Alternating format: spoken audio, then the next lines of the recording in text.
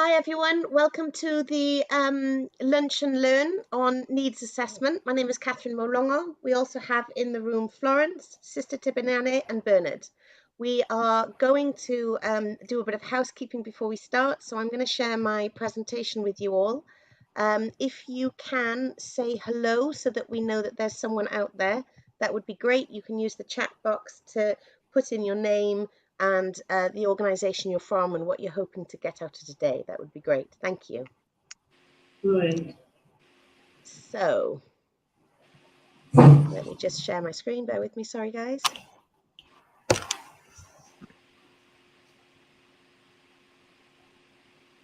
Okay. So this is the Lunch and Learn as part of the Health for All Wales Africa Health Links Network shared learning event as part of the conference. This is in a webinar format, so only panelists can share their microphone and their video. All normal attendees are therefore muted. You can use the chat box for comments and discussions, but if you want to ask a specific question to Florence, then please use the Ask a Question box. And then I can use that to present a question to Florence. We are hoping that the session is going to be interactive, so we invite you to speak. There's going to be a Mentormeter that you'll be able to look at to engage and add your comments in, but also if you use the hands up emoji in the little corner of the chat, there's a symbol for the smiley face. You click on that, you can use the hands up emoji to say that you want to speak, and then we can invite you in to share your camera and your microphone, and you can speak to everybody who is there watching us. The other thing to ask is that if you can please complete the survey at the end. It's really helpful to us.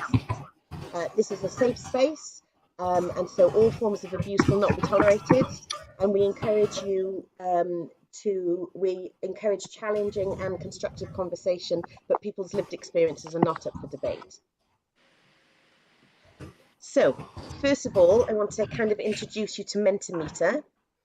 Mentormeter is an app that you can get on your phone. If you can see from the presentation in front of you, you can search Mentormeter on your, however you get apps on your phone. It's a free service. And you install it, and then once the app opens, it will ask you for an entry code.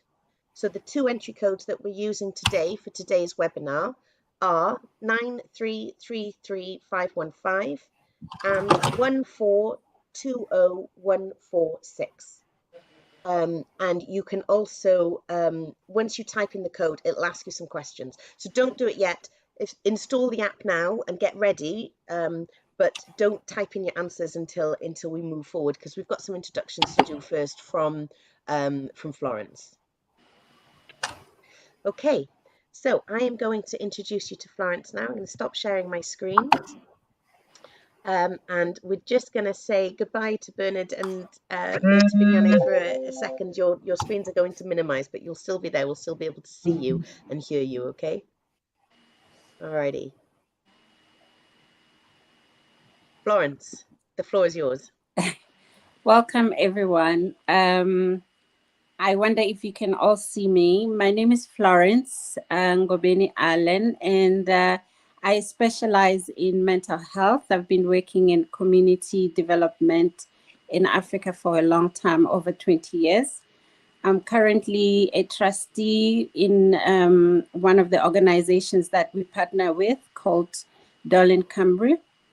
And I'm very happy to be here, to be working with our partners, and I welcome all of you.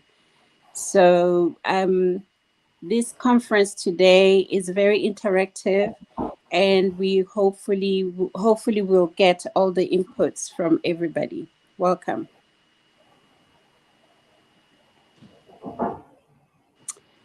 So can people please say a little bit about who they are and where they're from, and we can then move around the room. Shall we start with you, Sister Tibanane? Okay, no problem.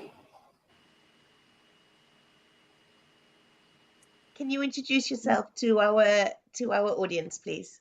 Okay, thank you very much.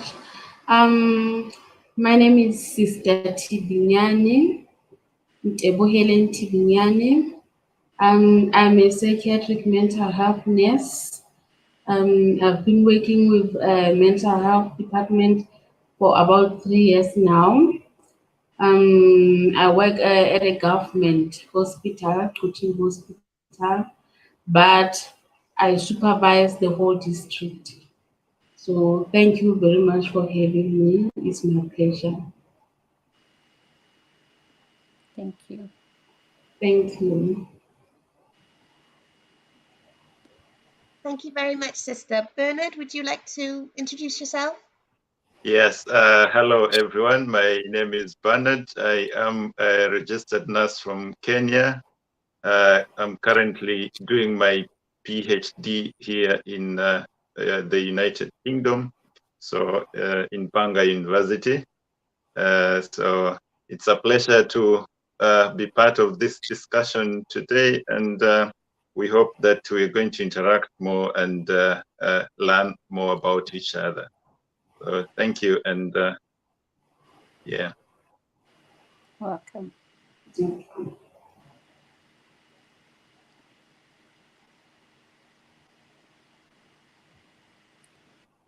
Are there any other people joining us?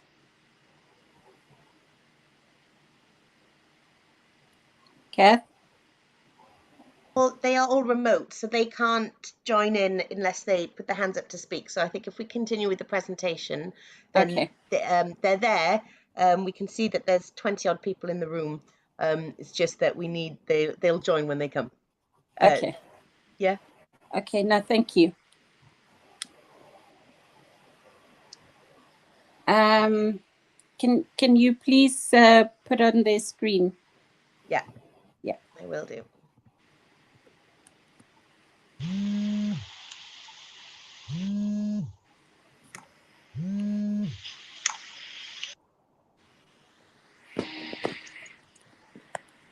So this is a challenge. I can't see the presentation.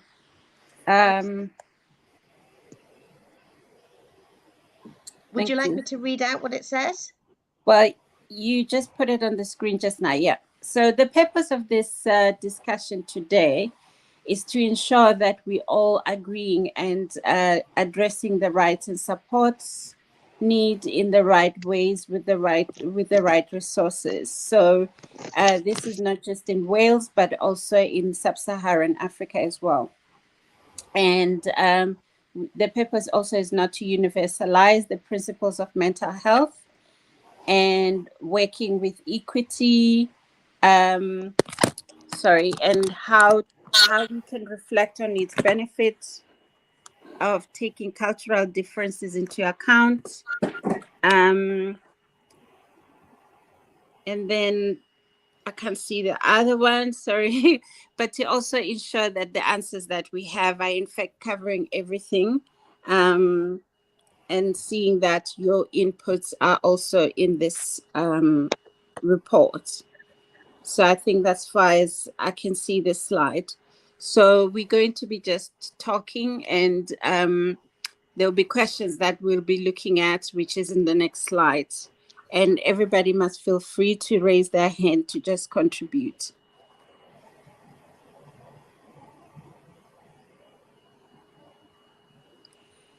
So because we're working with partners from Sub-Saharan Africa, we have Bennett that you've met, and we have Sister Tibinyani that we've met. So we previously sent them questions that I would like to read out to you, and they have responded to them. So I'm going to just try and read out the questions, and just to set up the scene so that you understand, at least from their side, what is it that they understand about the mental needs in Africa.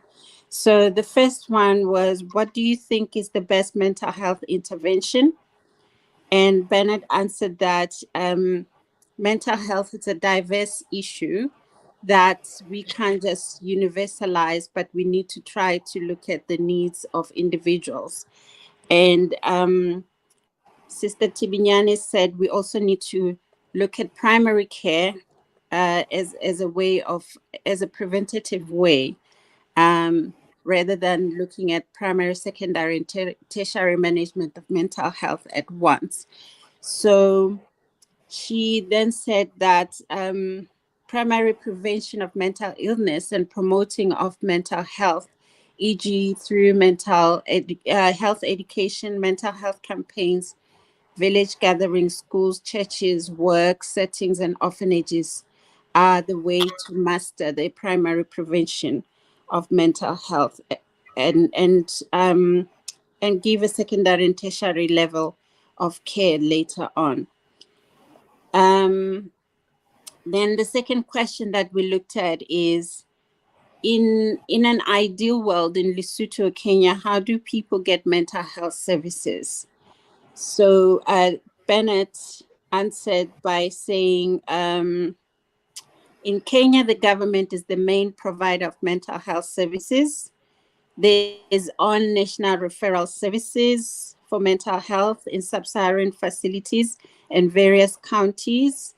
So I'm just skimming through this. So there are also non-governmental organization, faith-based institution, private-owned mental health facilities in some parts of the country. Traditional alternative complementary medicine practitioners also play a role in the provision of mental health services in the rural setting with a low awareness of mental health. And these formal settings where that in some settings, there are trained mental health professionals, including doctors, nurses, clinical officers. Numbers are accurately limited. And in schools, it's a question saying, are schools providing counseling? And then the answer was yes, though all schools either by trained counselors or some religion leaders. And how are the referral handled? There is a national referral system from the community to the national level, informal. So we also know that in Africa, traditional healers are consulted. He said yes, especially in rural areas. Community support groups, really due to stigma, especially around men, which I'd like to emphasize happening in Kenya at the moment. There's a high rate of men committing suicide because one of the stigma, but also due to the fact that they can't access the services. So friends, occasionally, spiritual healers, yes, community leaders, rarely. And with the same questions, Meti Binyani said the following.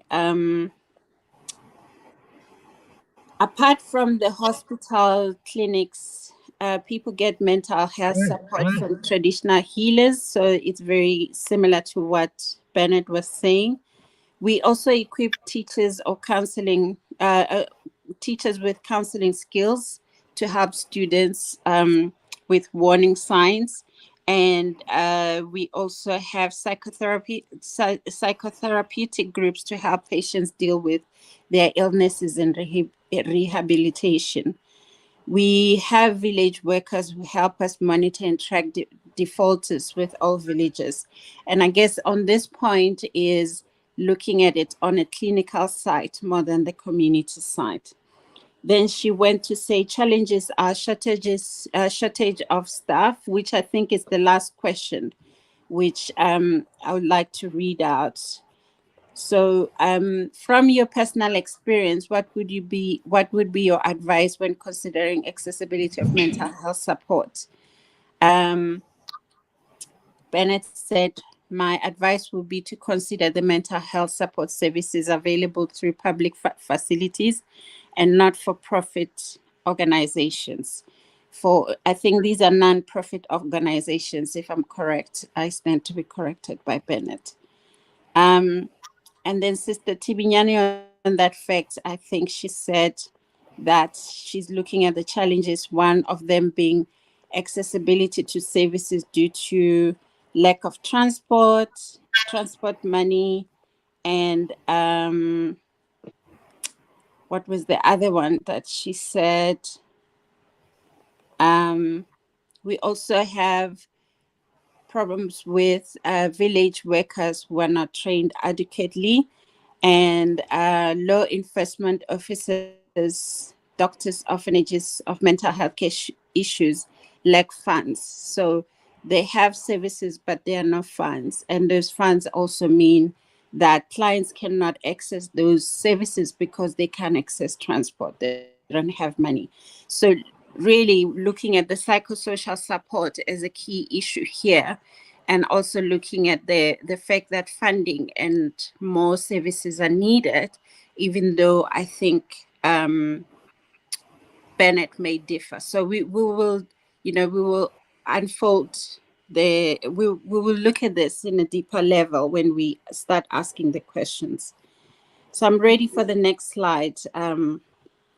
Kath, please.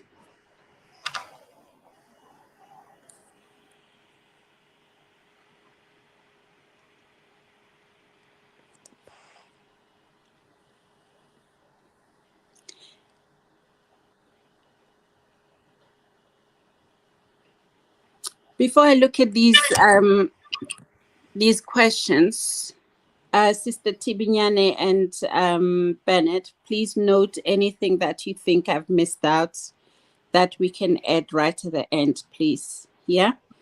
So okay. we were meant, if we were in a typical setup, we're going to break into groups and work as groups, looking at these questions. So what we're going to try and do is just answer them as we go along. And somebody will be helping us to type them, and you're also allowed to type. I don't know whether is this the time when people use the codes you gave them, Kath? Yes, hi, sorry about that. Yeah. So the links that we need to use are here. So I'm going to share the links with you now so that you can see how to answer the questions. I'm putting it in the chat, but you can just as easily type your answer into the if you just type your answer into the chat, or if you put your hand up and ask to speak, then we can invite you to speak, so that then you can so that then you can contribute to the conversation. So if you don't want to go on Mentormeter, if you haven't managed to download it onto your phone, or if you're using your phone to look at this presentation, then don't worry about it. Just type into your chat or put your hand up so that we can invite you into the conversation. So I'm going to put the first slide up so that you can see what it will look like. Here we go.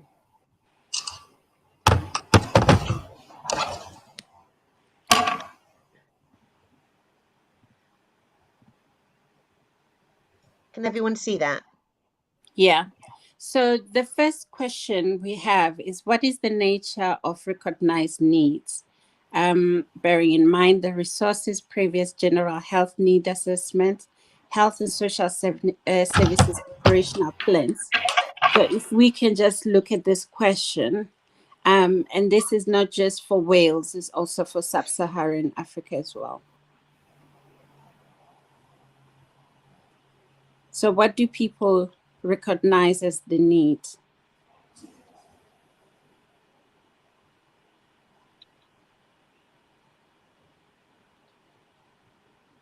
So if anybody is there, they can type in the chat.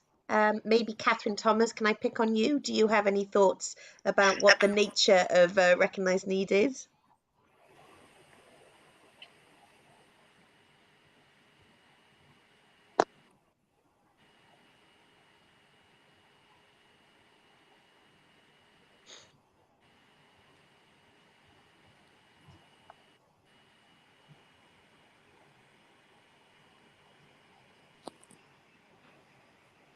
People are allowed to speak, which will also make it easy.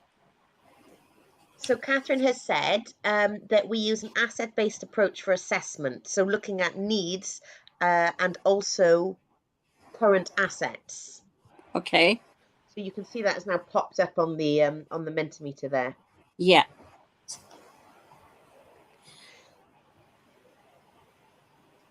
Okay. Anyone else? Thank you, Catherine, for popping it in the chat. I think if anybody else has any comments, they can put them in the chat. Yeah. So Catherine has said we use asset-based approach for assessment. I don't know if she wants to explain a little bit more on that. I will invite Catherine into chat now. See if she wants to contribute.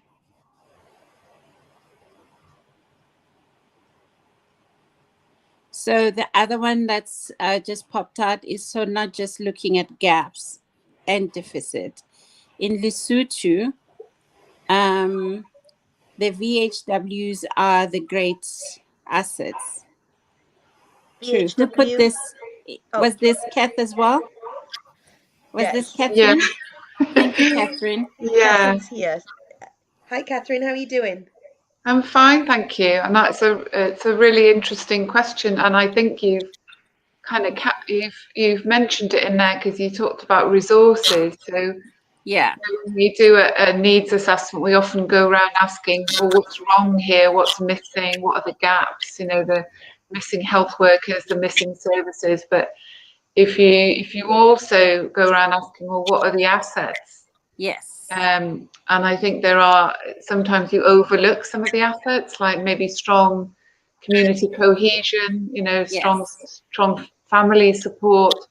Some of those things you overlook and you go straight to the gaps. So it's getting a whole picture, and that's also more positive because we've found if we do a needs assessment, if we go around Sydney in the UK in more deprived communities, you know, disadvantaged communities, if you go around asking what's wrong here, people get a bit annoyed. Whereas if you go along and you say, what are the good things about living here?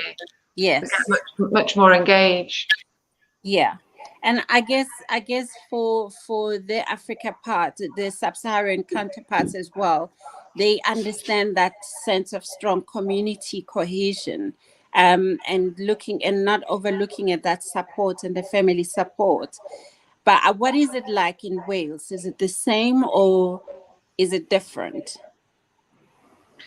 I think it's, I mean, we're all people, aren't we? And when it comes down to it, we're human beings, and human beings are very similar in many, many ways. You know, our similarities are much stronger than any differences. But the context that we live in, you know, mental health is so dependent on your immediate environment. So whether it's your family or community, the political environment, you know, so there are huge differences, and that's what you have to explore, isn't it? The things that actually impact on people's mental health. It's not, you can't blame an individual victim for having a mental health problem when it's highly likely to be affected by the context in which they're living.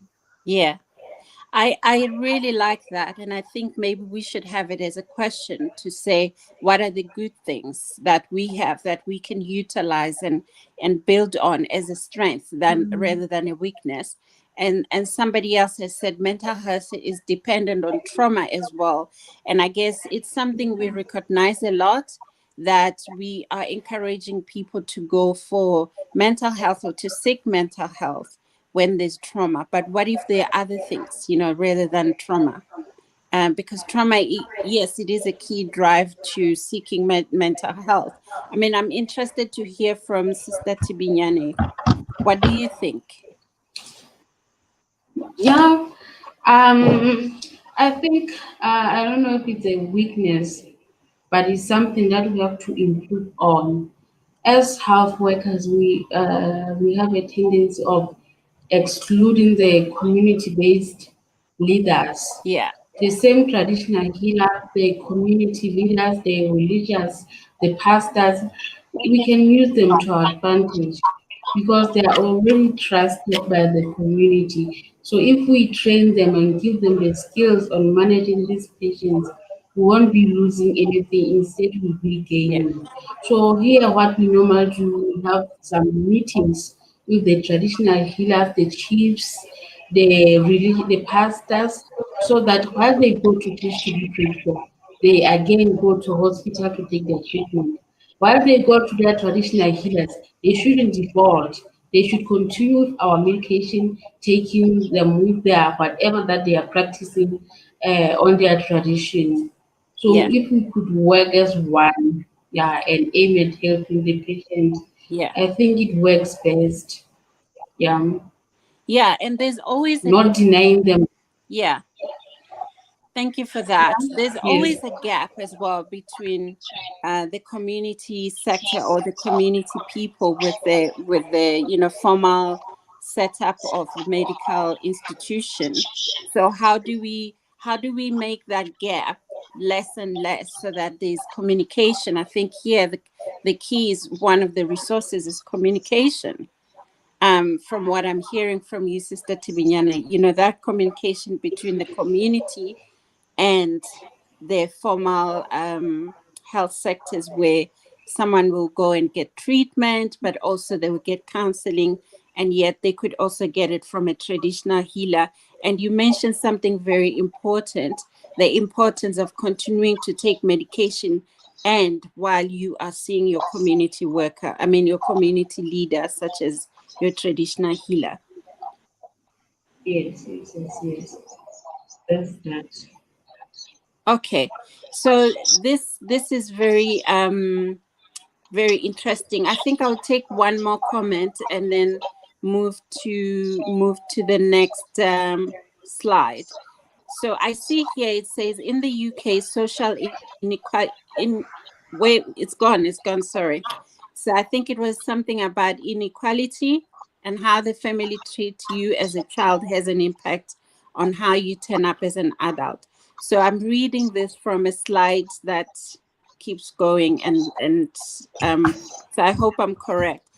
Can somebody talk a little bit about that, please? How social inequality impacts on accessing or looking at mental health. I, with that, I see it more often on the youth. Um, the issue of social inequality, the gap between the rich and the poor, Yeah. has got a very huge impact on the youth. Mm-hmm. They would like to fit in some groups. So if one is from a very underprivileged family, attending school with other kids who are privileged, sometimes it feels like more pressure and they go into depression and things of such. Yeah. I see it mostly on the youth. So there's a tag on mental health accessibility, and that tag is how rich or poor you are. Will I be correct to say that? Yes. Yeah, and Yes. you're There's quite a, right. he- Yeah, mm, go on, please. yeah, I was saying there's a huge gap between them in the sub-Saharan countries, specifically in Lesotho. There's a very huge gap between the rich and the poor. Yes. So accessibility, and we also have places which are very hard to reach. Yeah. You can't even go to seek the health services unless the health department comes to you. Yeah. Yeah. And so will everybody agree with me to say it's a universal problem? The gap between the rich and the poor is a hinder to actually accessing these services, the mental health services. Good. So can we please move to the next question? What are the need assessment skills and tools you use in Wales? How are they different to approaches when working in different countries? Anyone who wants to talk more about that? Because we know every time we have this kind of questions coming up where there's a need assessment for mental health services. So how different has it been, And I think this question, we're going to ask this question at the end as well, where you can just tell us how different we can approach it next time as a question or as something that we need to look at.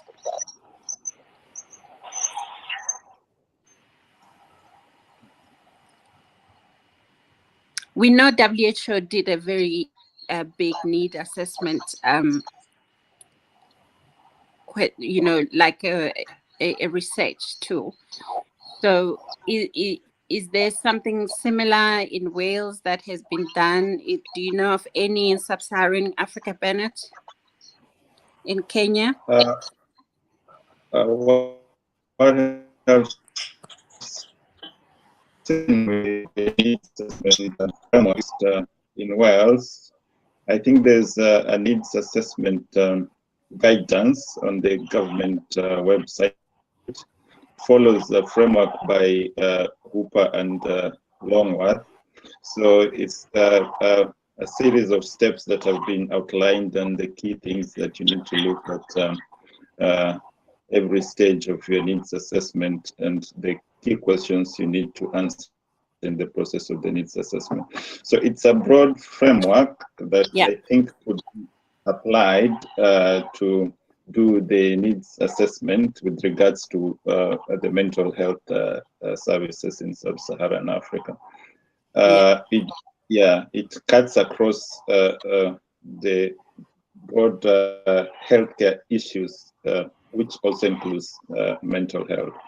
So I would say I think that's a good way or a good point to start to have a look at that. So do some desk research to see which other tools or frameworks have been looked at before. Somebody said Lesotho has a very young population, and the issues that affect children and young people are more. So does this mean mental health also has to look at young people more, especially children, or are we talking teenagers? Welsh government has a need assessment tool for mental health. I think that's what you said, Bennett. A framework which cuts across broader healthcare issues could be relevant to Sub-Saharan Africa. So is there any other comments that we can look at?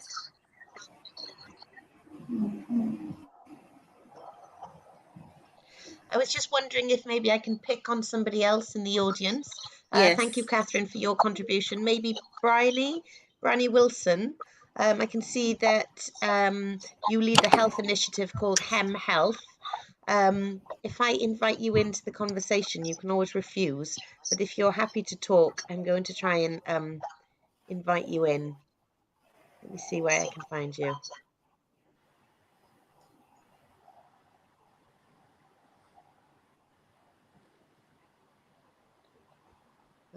No, I think maybe Bryony has dropped. Maybe she's not in the conversation anymore. I can see that Dr. Zeb is there. I know that Dr. Zeb is very busy, but if you're available, would you like me to invite you in, Dr. Zeb?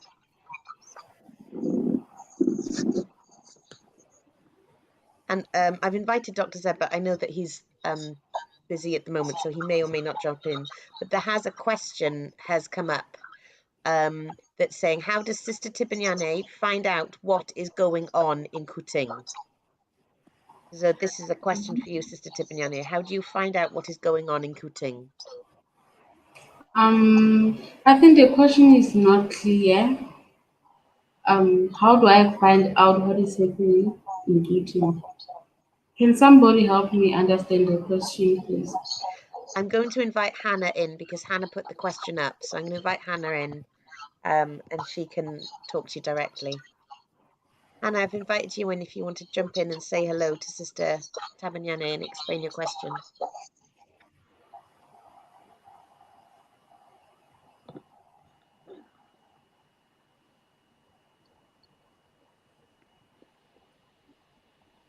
Hannah, you have to accept the invite. You've been invited to chat. You have to accept it.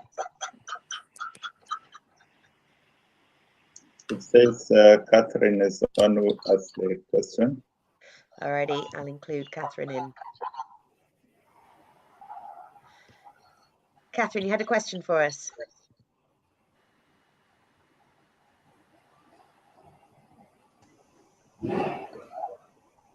Yeah, sorry, I didn't mean to jump in again. No, go for it. I like Oh, it. please go for it. Sister Tibinyana, it's often because you're working at the local level. Can you hear me all right? Yeah. Come again, please. So for people working at the local level like you are, you're working at district level, some of these needs assessment tools are often at a national level. So where you are in Kuting, how do you know, like, for instance, how many people there are who have a particular mental health condition? How do you know what services are available for them? How do you get the information that you need to do your job at the district level? Okay. We have got clinic nurses who I train on how to manage patients. I do my supervisions. I visit every health facility once every month, where I see all patients and do all the statistics, the data, and everything. We also do the home visits. Yes, we visit patients and do the assessment, everything, family assessment, need assessment, risk assessments, and everything. We also have the referral hospital, our Mufromi hospital, which is at the central level, who come for supervision, and they update us on every new information, every change, everything that is new. They keep us up to date. I don't know if I've answered the question. Yes, you have. That's a really good answer. Thank you. Okay, welcome. So the data that Sister Tibinyana you're collecting is from the statistics that your nurses in the districts are collecting daily, and you collect those monthly and compile them. Oh, But yes. you also go. Who does home care visits? Is it you personally, or you have carers? I Community do carers. personally. I use the village health workers mostly and the chiefs. Okay. But for specific cases, I personally do. I also I also work hand in hand with the social workers and the law enforcement officers. So if I don't go, you find that the people from the social development go. They've got qualified counselors, psychologists. So I work hand in hand with them. I also go to the prison. There's a nurse there allocated there. So the nurse keeps me up to date. I also visit at least twice a month the prisons and the orphanages. So I'm mostly out. I'm not always in the office. Most of the time, I'm out for supervisions and monitoring the treatment of patients. So is there like an assessment tool that you use to collect this data, or is just name, address, and presenting symptoms? Yeah, it's just every patient has got a file. So we have got the file which is under lock and key for each and every patient. There's no like we don't have like a specific one, a specific form for that. It's individualized per patient. Okay. Yeah. Thank you so much. Thank you, Catherine, as well, for the question for Sister Tibinyana. Is there anyone who wants to add on what we've said?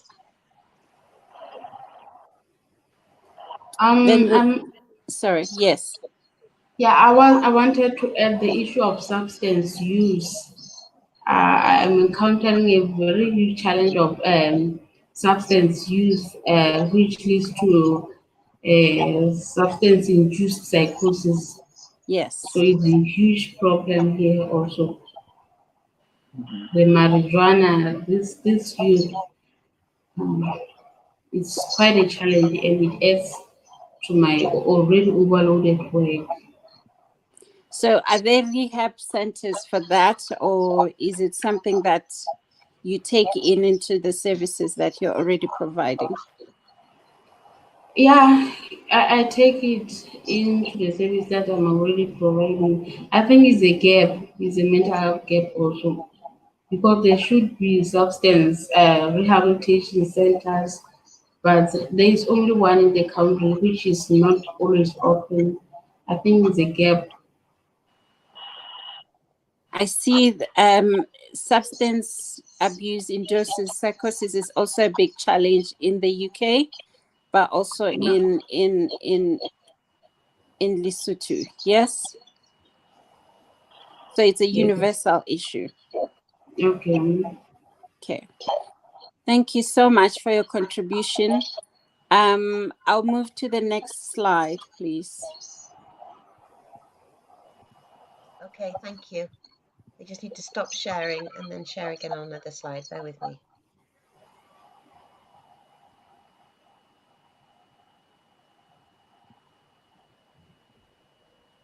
Sorry, guys.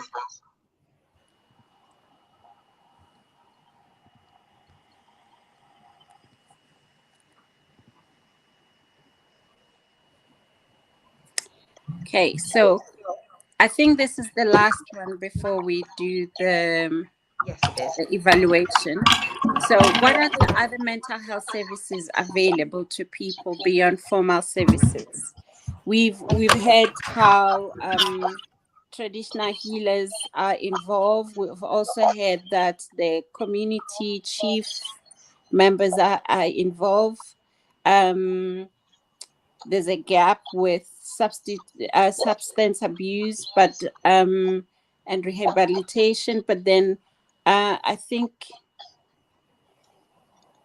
there may be other things that other mental health services that we haven't really spoken about. Is there someone else who recognizes another mental health service that we haven't spoken about? Florence, Yes. we have, I've just noticed that we've also got Mike Greenwood and Ruth Jensen who are in on the call, and they run Zanzibar Mental Health Group. So, Mike, are you okay if I add you into the conversation if you have anything to add? I'm going to send you the invitation, and if you'd like to say anything, then you can accept, and it'll turn your camera on so that you can say hello. Hello. Hello. Welcome. Hi. Thank you. Sorry, we couldn't see everybody. So Kath is the one who sees everybody, sees a hand that's been raised. But welcome. We are on this last slide. I don't know if you had about the other questions that we have already covered. And if so, please feel free we can go back to those for you to add anything. The last question that we have is, what other mental health services are available to people beyond the formal services? Somebody said here gardening, not a service, but a rehab. Mike, in your experience, was there anything else that you think we should be adding to that? Well, I think what you've talked about is traditional healers, and I mean, that's the main one for us, I think.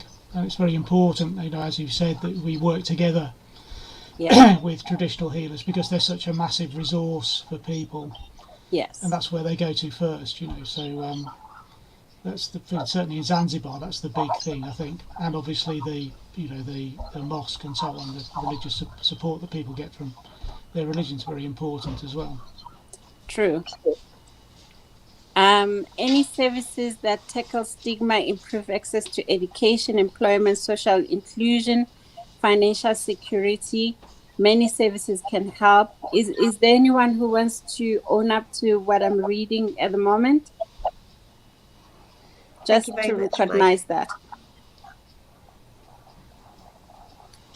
Mike, thank you so much for your feedback. I also think, just in support of what you were saying about traditional healers, is that lots of women go to do their hair, and they end up talking to their hairdressers a lot. And I think it's one service that I haven't seen come up a lot. And I think in terms of community inclusion, we need to also try to look at it. I see here there's religion. What else did I leave? Schools do support groups. I think you said that, Sister Tibinyane, from your slides.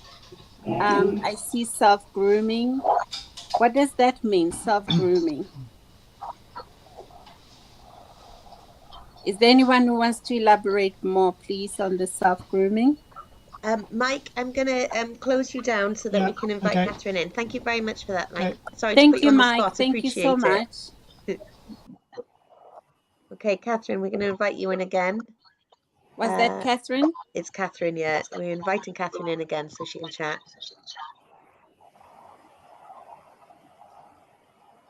Hi, Catherine. She's just loading. There she is. Hello, I'm sorry, I don't want to talk anymore. No, please feel free to do that. We really appreciate everyone's input. There's no time limit to how much you can say, so you're welcome. So I see here you've got self-grooming as one of the formal services, beyond formal services. That wasn't me. I don't know who put that in, but I didn't put that one in.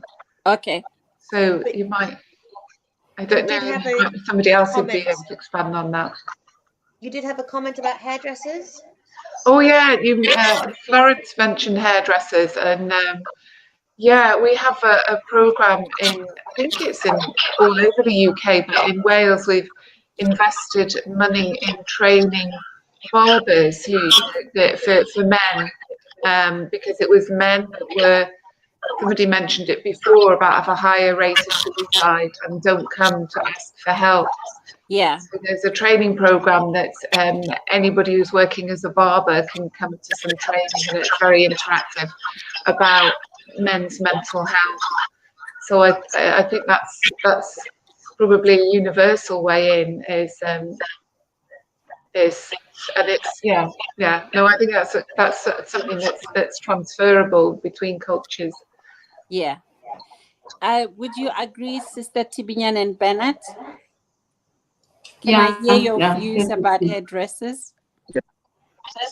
Yes, I think they are a great resource, and sometimes they are the only available people that get open to when they're having their hair done. Yeah. I think there is also evidence to support that when people go to the hairdressers and they open up, some of them, they get their mental health well-being is kind of improved. So I think that's really a useful resource to look at. Yeah. Yeah. So those will be our lay counselors. They will go under the umbrella of lay counselors. And I know in South Africa, for example, during the HIV epidemic, we trained a lot of lay counselors. I was partly training those lay counselors on mental health. So it is something to recognize, and I agree with Catherine when she said it's a universal one that we can look at as well. And I'm glad to hear that in Wales there's training already happening. But do you know if there's training, Sister Tibinyane, in Lesotho for hairdressers? No. There is none. There is no such. But I think it's a very good resource. Yeah, because we all go to the hairdresser. Yeah. Yeah. I'm taking the notes. Thank you very much for that. Also, I would like to add on the religion part. In churches, there are these unions. They are like mothers' union, men's what, youth, what. So you find that at one time in a year, for instance, in Easter, Yeah. there will be conferences. If we can try and be part of that, when there is a conference, we ask for a slot and offer support, mental health support. So I normally take advantage of such. Yeah. In during the Easter holidays, I'll be up and down from this church to the Yeah. other. You find that there's youth union, they are there, or there's ladies, what. So I just go there and offer my mental health support. It works perfectly well because you find that you even come back having identified those who are already sick, Yeah. Yeah. and then we enroll them into our system. Yeah. And I Yeah. see here there's friendship bench, but we've also heard of community health elders benches in Africa. Do you know? I didn't see that from any of you, Bernard and Sister Tibinyane. I mean, I know that there are some elders who, or even just a person that is recognized in the community who will sit around the benches and speak to people. Are you aware of that? Not, not within the context of Kenya. Um, I think one of the greatest challenges with mental health is the issue of stigma. So it is hard to find people of the status of elders talking Yeah. about mental health, which is to some people it's taboo, or it's there's a lot of lack of awareness around the subject. So a lot of people may not want to associate with it, but probably in empowered communities, then that is something that you can say, okay, there is an elder who is willing to talk about it. Yeah. Yeah. So here we're talking about hindrances to accessibility of mental health. So one of them would be stigma, as you say, stigma and discrimination. It's very Yeah. interesting because stigma and discrimination comes in different shades. Yeah.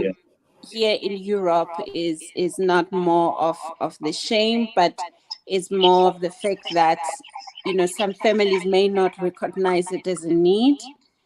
And I'll support that with the statement that somebody said here, that you can access services through yoga, meditation, walking in nature, swimming, any exercise. And we know that there are different organizations offering different services to the formal services that help.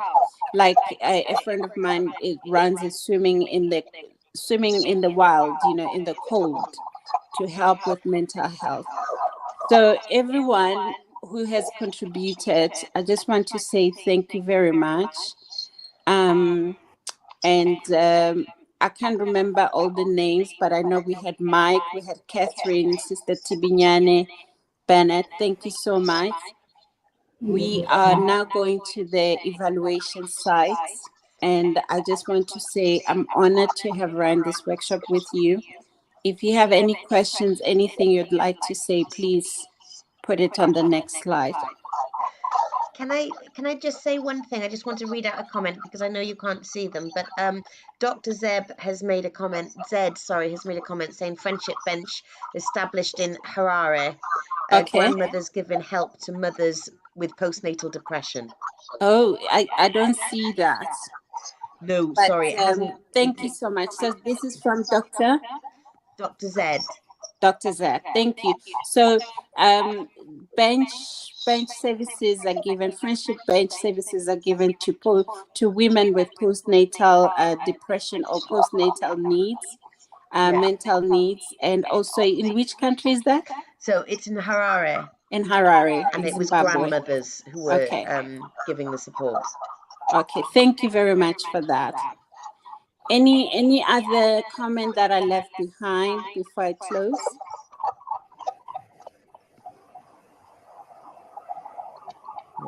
I'm just going to share the next screen now, which was some final comments from our from Bernard and Sister Tiffany. So I just really, I'm thankful that this conference, we've had people from all over with different experiences, and of course our partners from Sub-Saharan Africa. And I just want to emphasize how important your contribution, all your contributions are. In closing, I'll just want to recognize Sister Tibinyane, who's working in Lesotho, and Bernard, who is working with, who's from Kenya, but is based in Wales at the moment doing some studies. And your experiences has been amazing in terms of sharing them with us. So, so the next steps is actually just answering the 3 questions. One is, how do we move this conversation forward? And the second one is, would you be interested in having more learning experience with Sub-Saharan Africa partners? And the last one is, what are the weaknesses and strengths of the kind of virtual learning that we have had today? And you can add any other comments if you need, and we will come back to you with the formal summary of this conference. Thank you very much. I'm saying thank you from my side, and it was nice meeting all of you and working with you. Please feel free to send us your responses, and thank you so much. You're welcome. Kath, thank you for your help. Well, thank you very much, Florence, for hosting such an interesting discussion. We really appreciate your contribution. Thank you very much. Thank you. Also, thank you to Sister Tibinyane, and thank you to Bernard for your comments and conversation. We really appreciate it. Some questions have popped up, but it's okay, they can go. I'll make the screen big again, but whilst you're filling in with the chat your comments about how you think we could potentially move this conversation forward and what can be the next steps, I'm also putting in the feedback survey, so we'd be really grateful if you can fill in the links and tell us what you think about the event. So I've put the links in there, and then I'm going to make the presentation large again so you can see the questions and answer the questions in the chat, please, for us to share with everybody. We've got 1 minute left, so we'll leave it up there for one last minute before closing down. But thank you very much, everybody, for your contribution. Thank you to Catherine and Mike, and to all our fantastic speakers. Thank you.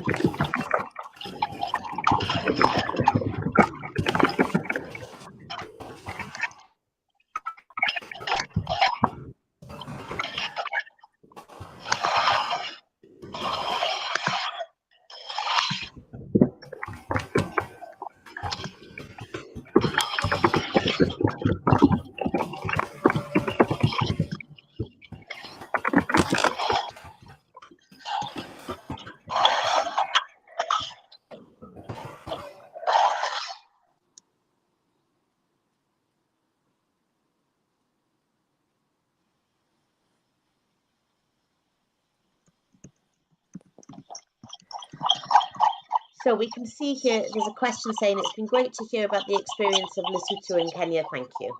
All right, lovely. And that takes us to 2 o'clock. We're bang on time.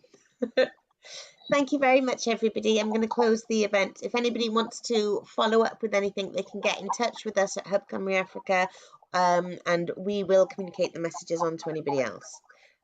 So the email address is advice@hubcymruafrica.org.uk. Thank you very much. Thank you. Thank you. Bye. Thank you. Bye.